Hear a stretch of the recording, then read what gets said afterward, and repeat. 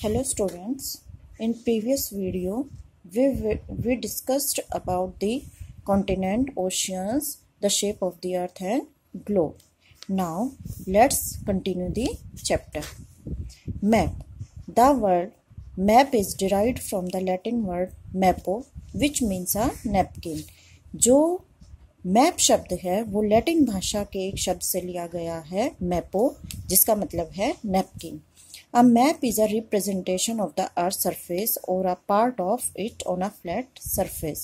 जो मैप है वो अर्थ को रिप्रेजेंट करता है, अर्थ को दिखाता है या उसके पार्ट को दिखाता है एक समतल जगह पर.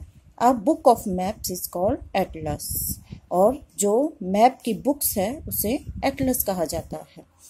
Maps can be drawn on a flat surface to show continents, countries, cities, neighborhood and even market places.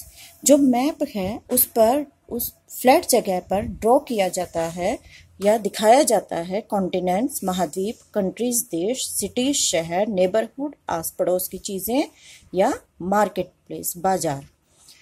At times maps are more useful than globes.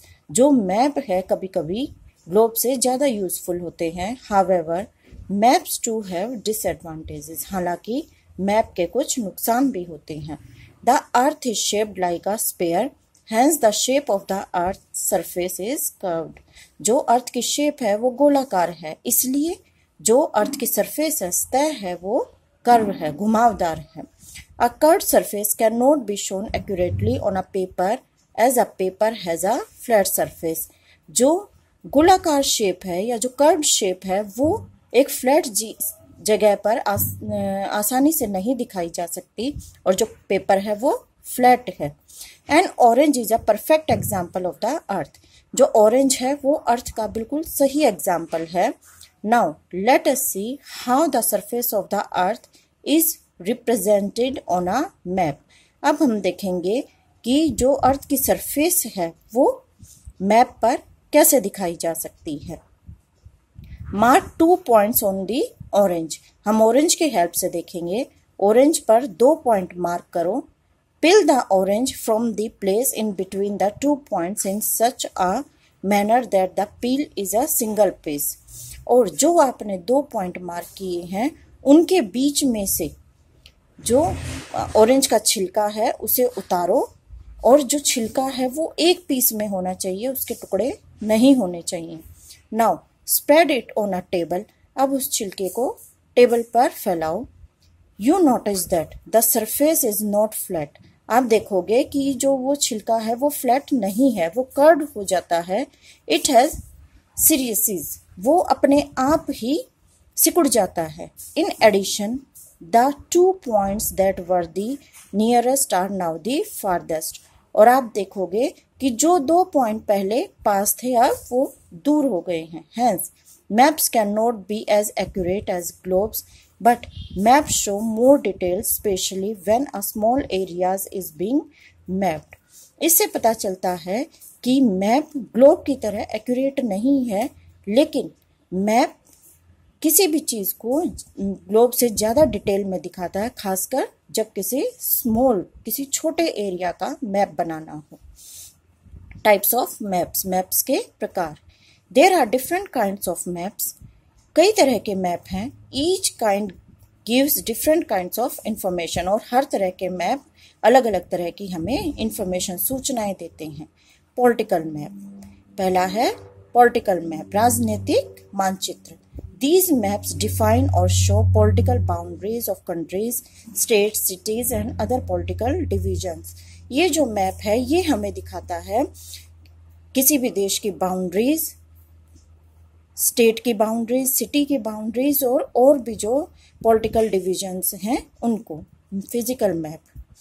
These maps show physical features like mountains, valleys, plains, plateaus, rivers and other water bodies. जो भौगोलिक मानचित्र है वो हमें दिखाता है अर्थ पर mountains, पहाड़, वैलीज, घाटियाँ, प्लेन्स, समतल जगह, प्लेट्यूज, पठार, रिवर, नदियाँ और अदर वाटर बॉडीज और भी जो पानी के स्रोत हैं वो.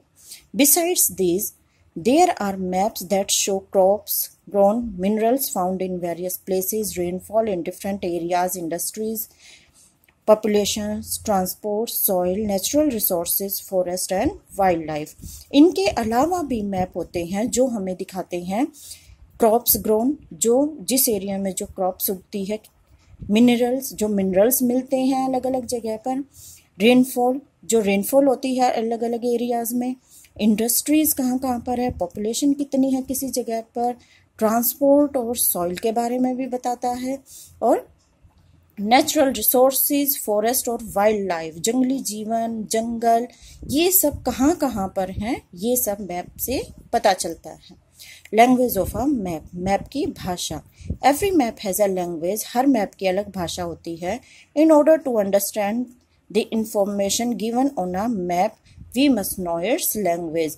मैप को समझने के लिए, उसमें क्या इंफॉर्मेशन दी है उसको समझने के लिए मैप की भाषा का जानना जरूरी है। डायरेक्शंस, दिशाएं। There are 4 main direction, 4 main direction होती है, north, south, east and waste.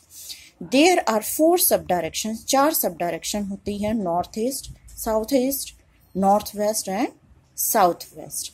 अब जो मैप है उसमें ऊपर नॉर्थ होता है, नीचे साउथ, ईस्ट और वेस्ट, और जो सब डायरेक्शन है ये नॉर्थ और ये ईस्ट, इनके बीच में नॉर्थ ईस्ट, ये साउथ, ये ईस्ट, इनके बीच में साउथ ईस्ट, ये वेस्ट, ये साउथ, साउथ वेस्ट, और ये वेस्ट, ये नॉर्थ, यहाँ पर north west.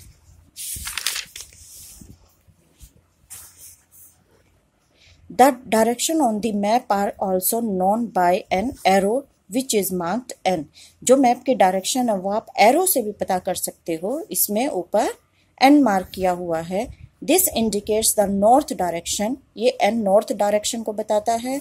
It is easy to find other direction, इससे दूसरी डायरेक्शन का पता करना आसान होता है। Once we know where the north lies, all maps follow the same method to show direction। एक बार हमें पता चल जाए कि नॉर्थ कहाँ पर है तो हम सारी दिशाओं का आसानी से पता कर सकते हैं, और सारे के सारे मैप में इन्हीं दिशाओं को फॉलो किया जाता है। अगर ऊपर नॉर्थ है तो उसके बिल्कुल ऑपोजिट साउथ होगी, उसके left hand side east, right hand side west. North और ईस्ट के साथ में नॉर्थ ईस्ट, साउथ और ईस्ट के बीच में साउथ ईस्ट, साउथ और वेस्ट के बीच में साउथ वेस्ट, वेस्ट और नॉर्थ के बीच में नॉर्थ वेस्ट।